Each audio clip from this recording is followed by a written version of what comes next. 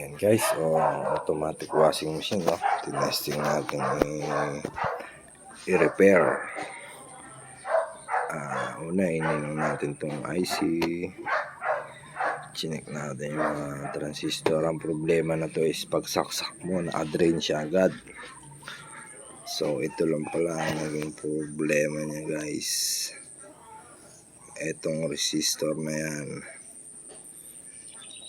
201 yung nakakabit yan sa resistor na yan. Chinek natin, nag-change value siya. 200 ohms yun.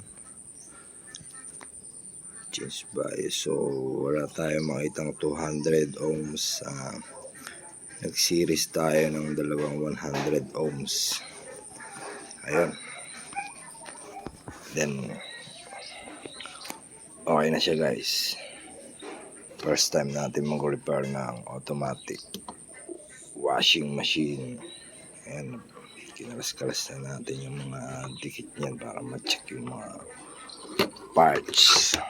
Okay guys. Thank you.